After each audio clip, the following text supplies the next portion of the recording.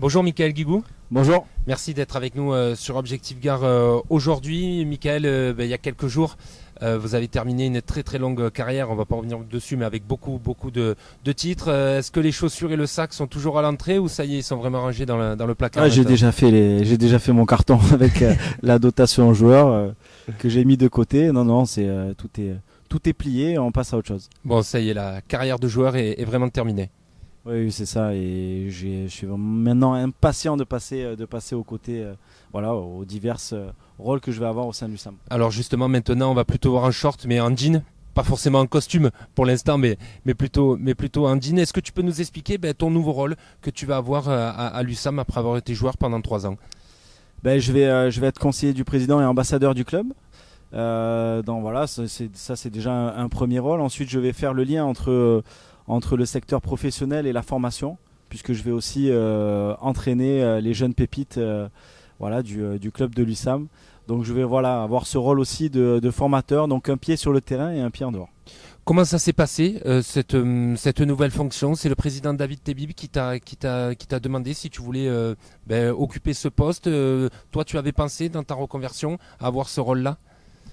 Moi, je voulais avant tout être formateur. Je voulais rester en tout cas plus sur le terrain que en dehors, mais aussi être là peut-être en conseil pour le recrutement. Et au final, je pense que ça regroupe un peu tout ce que je voulais, tout ce que l'USAM avait besoin. À la fois être présent avec les institutionnels, les partenaires privés, essayer de développer au maximum le club, être là pour les questions de recrutement aussi, et aussi pour la formation, pour faire progresser cette formation nîmoise qui apporte beaucoup déjà de bons jeunes joueurs ces dernières années, mais qui, je pense, a besoin de se développer comme le secteur professionnel, puisqu'il y a un nouvel entraîneur qui arrive et certainement qui avait ce besoin aussi. On va revenir un peu sur tes fonctions en détail, mais c'est vrai qu'on a le sentiment, tu vas quand même toucher un peu à tout. David Tebib est encore jeune, mais on a le sentiment qu'il te prépare un peu à toutes les facettes, tous les paramètres d'un club quand même. Oui, et puis après, il ne faut pas oublier, il y a aussi Jérôme Chauvet qui est manager du club. Donc je dirais un peu tous les trois. En tout cas, on va essayer de faire progresser, de continuer à développer ce club. Je crois que la structure est vraiment bien en place. Après, il manque peut-être encore quelques outils ou quelques autres moyens qui permettraient au club de se stabiliser, comme il le montre ces dernières années. Tu penses à quoi? Déjà, la première des choses qu'il faudrait qu'on arrive à avoir, c'est une restructuration du Parnasse. Je crois qu'aujourd'hui, on est beaucoup trop limité en termes d'accueil de fanzone, d'accueil pour les partenaires. C'est un sujet sur lequel tu vas travailler avec la ville de Nîmes aussi? Qu'on travaille déjà, bien sûr. Je crois que vous avez déjà suivi qu'il y avait un projet qui devait être validé, qui n'a pas été validé. Donc voilà, ça fait partie en tout cas d'une réflexion globale, mais bien sûr que la mairie de Nîmes suit le projet et a envie que ça se fasse aussi. Et il faut aussi que ça s'accompagne en temps aussi avec le projet du SAM, comme on en a parlé tout à l'heure pendant la conférence de presse. Il y a un nouvel entraîneur qui arrive avec de gros objectifs, un club qui progresse et d'autres clubs qui progressent aussi. Et là aussi, il ne faut pas s'endormir, il faut vivre avec son temps, il faut toujours essayer d'avancer. Et on a absolument besoin d'avoir une arena, ou en tout cas un Parnasse rénové, au minimum pour qu'on puisse progresser et maintenir ce cap. Sur le plan sportif, c'est une nouvelle ère qui démarre pour l'USAM, le recrutement de Lubomir Vranches, qui est un nom qui parle dans le handball international, qui a gagné la Ligue des Champions en tant qu'entraîneur, qui a été aussi un grand joueur. Est-ce que le président t'a sollicité sur ce choix? Est-ce que déjà tu as pu avoir de conseils pour sa venue? Non, ça a été fait en amont. Après, en tout cas, ce qui est sûr, c'est qu'avec son arrivée, on est très très heureux d'accueillir un entraîneur qui a gagné avec des champions, qui est réputé pour être un très très gros bosseur, qui a, à travers les dires de Vitka Vtichnik, c'est un bon entraîneur qui a à la fois une grosse expérience et un savoir-faire important qui est vraiment projeté sur une grosse défense. Donc je pense que ça correspond avec l'esprit nîmois. Et puis là, cet esprit aussi familial, convivial, de ce qu'on a pu ressentir sur les premiers échanges, de ce qu'il a l'air de vivre de cette manière-là, et je pense que ça va bien Tu correspondre penses avec que Nîmes peut l'état franchir d'esprit. un cap, oui, avec un entraîneur étranger? Oui, après ça dépendra pas que de lui, hein, aussi. C'est un ensemble qui doit, je dirais pas se remettre en question, mais qui doit aller de l'avant. Je crois que ce qui s'est passé ces dernières années à Nîmes a montré que c'était un club capable d'évoluer en Coupe d'Europe, de tenir les premières places et les premiers rangs en championnat français, mais a montré quelques limites, notamment en huitième de finale, par exemple, de Coupe d'Europe. Donc il va faire forcément partie de ces personnes-là qui vont aider le club à avancer. Et puis après, bon, il y a ceux qui sont sur le terrain, les joueurs. Et là, on a vu le recrutement qui a été fait. Et je pense qu'il est de qualité, mais qui doit aussi quelque chose voilà, amener à être peut-être un peu plus développé. On voit que Nîmes aussi monte en gamme, puisque Lubomir Vranjes arrive avec Jesper Konradsson, Ouais. qui est un demi-centre suédois, international aussi, qui connaît la Ligue des Champions. Voilà, c'est ce genre de joueur aussi que Nîmes a besoin pour continuer vraiment à progresser. Oui, parce que après, je pense que si on compte le nombre pas j'allais dire de sélections, mais le nombre de matchs vraiment au niveau européen ou même de sélections internationales pour la plupart des joueurs qui sont aujourd'hui au sein de l'USAM, ça manque un peu. Voilà, on a quelques joueurs expérimentés, mais on n'en a pas suffisamment en tout cas pour les jours de gros matchs, pour les jours, pour une saison entière. On a encore besoin de joueurs d'expérience. Je pense qu'il en fait partie. Ouais. David Tebib a annoncé comme objectif viser la Ligue des Champions d'ici 3 ans, en 2025. Est-ce que c'est pas un peu trop ambitieux? On verra. Après, je pense que les clubs, en tout cas, qui se rapprochent de cette place de Ligue des Champions, sont des clubs qui brillent en deuxième Coupe d'Europe aussi. Donc, c'est des clubs qui sont capables d'aller au Final Four, qui sont capables d'aller en quart de finale Final Four de cette EHF. Donc, je pense que c'est la première étape sur les prochaines années. Et puis ensuite, on verra en fonction de l'évolution, en fonction justement de ces structures qui doivent aussi nous permettre à avancer sur Nîmes. On verra la progression des joueurs, les joueurs qu'on arrive à recruter, ceux qu'on arrive à garder.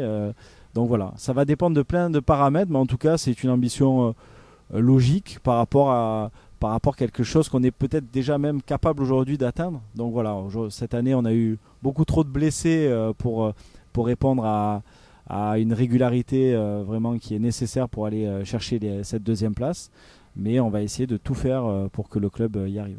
Parmi tes nouvelles missions, tu as parlé de la formation, le suivi de la formation. Tu vas aussi entraîner des jeunes de l'USAM, tu auras une équipe. Alors je ferai partie du staff du centre de formation avec Grégory Arrivé comme chef de ce centre de formation, entraîneur principal. Fox qui sera aussi son assistant et Rémi Salou qui gérera la partie défense. Moi en fait je vais surtout essayer de développer au maximum les pépites qu'on va déterminer et qui ont vraiment un potentiel de devenir professionnels avec un travail beaucoup plus profond, beaucoup plus important. Donc c'est des jeunes qui ont 15-16 ans à peu près à ce niveau-là ou même avant? Ça peut être aussi les joueurs du centre de formation. D'accord, voilà, c'est tous ceux qui appartiendront au club de Nîmes. Où tu vas sentir un potentiel à Voilà, travailler. Ça peut être en fonction de ce qu'il y a à développer. Ce qui est sûr, c'est qu'au plus tôt on commence à développer certains aspects de leur jeu, de leur technique, de leur mental, au mieux c'est. Entraîner après, un peu plus tard, est-ce que ça peut être un objectif aussi, entraîner pourquoi pas l'équipe première de l'USAM un jour, est-ce que tu y penses? Ouais, aujourd'hui c'est pas mon objectif, j'ai vraiment en tout cas je pense avoir cette fibre de formation en moi, ça c'est sûr, aujourd'hui. Donc c'est vraiment quelque chose dans lequel j'ai vraiment envie de m'investir à 200%, et aujourd'hui pour l'instant le secteur professionnel m'intéresse pas, donc on verra en fonction des évolutions, mais aujourd'hui c'est pas mon objectif. Tu vas quand même suivre, de quelle manière tu vas suivre l'équipe première? On sait que par exemple tu vas les suivre en stage en début de saison avec les recrues, mais comment tu vas évoluer toi avec l'équipe première? Ça va être du conseil un peu aux entraîneurs? Comment tu vois ton rôle avec les seniors? Non, je ne veux pas être conseil au niveau des entraîneurs de l'équipe première, je vais juste être en accompagnement voilà, pour voir, pour faire en sorte en fait que tout se passe du mieux possible, que la relation entre les entraîneurs et les joueurs professionnels se passe du mieux possible, la relation avec David Tebib, et aussi que ce que l'entraîneur principal, Lubomir Vranjes, a envie d'avoir au sein de sa formation, voilà, comment il forme les joueurs, comment il entraîne. Donc il va falloir que je m'imprègne dans un premier temps de tout ça pour aller derrière le transférer envers la jeune génération et les entraîneurs qui suivent ces générations. parmi tes différentes fonctions, tu l'as dit aussi, il y a le rôle d'ambassadeur. Michael Guigou est forcément un nom qui parle dans le handball français et mondial. Quel va être ton rôle à ce niveau-là? C'est de développer la marque USAM encore? C'est aussi ce rôle? Développer la marque USAM et puis accompagner les projets que l'USAM a mis en place, notamment par exemple avec l'UNICEF où on a vraiment cet engagement d'avoir un rôle important. Le sport est un formidable vecteur et transporte d'énormes valeurs. Et voilà, à travers les quartiers, à travers les hôpitaux, à travers les écoles, à travers diverses associations, je serai bien sûr engagé pour l'USAM de ce côté-là. Comment, pour terminer, quelle est ta relation avec David Tebib? On sait que voilà, tu as fait les 3 quarts de ta carrière à Montpellier, tu as quand même fait 3 ans de joueur à Nîmes. Voilà, comment tu décrirais votre relation? Parce que bon, il reste le président, je pense qu'il y a une volonté aussi de ne pas se marcher sur les pieds, mais comment vous allez fonctionner ensemble un peu dans ce duo qui a l'air de se dégager? Ouais, écoutez, je pense que très rapidement, on s'est entendu, ou en tout cas, j'ai compris le rôle que je pouvais tenir à ses côtés. Il est très simple, je pense qu'il a ses idées, il a ses envies, ses convictions. Et derrière, il demande à ce que je l'accompagne et que je lui amène mon expertise et ma connaissance aussi du handball, du terrain. Donc on est très complémentaires et on sait... Voilà, en tout cas, moi, je pense avoir compris comment je peux l'accompagner sur ces divers rôles que je vais avoir. Bon, Mika, pour finir, tu seras plus sur le banc ou sur le terrain au Parnasse. Est-ce que tu as déjà réfléchi à une passe pour regarder un peu les matchs? On sait que le président, lui, il a du mal à rester assis, il est debout, mais est-ce que tu sais où tu vas te mettre, toi? Non, c'est pas une question que je me suis posée encore. Je sais qu'il y a beaucoup de joueurs qui se mettent en haut derrière les cages aussi pour avoir une vision et être un peu à l'écart du public, je sais pas. Écoute, ça te plaît un peu aussi d'être un peu à l'écart? Ouais, être à l'écart, oui, c'est vrai. Après, tu es un peu plus tranquille. Et puis, il y a une vue qui est sympa aussi de là-haut où tu te rends encore plus compte. Voilà, c'est comme une palette tactique un peu que tu as aussi. J'aurais besoin peut-être de prendre des notes aussi pour échanger. Peut-être que je serai aux côtés de certains jeunes avec qui je voudrais échanger pendant les matchs. Donc voilà, c'est à définir, mais quelques idées déjà. Bon, mais nickel. Merci beaucoup, Michael Guigou, d'avoir été avec nous aujourd'hui. Merci à vous.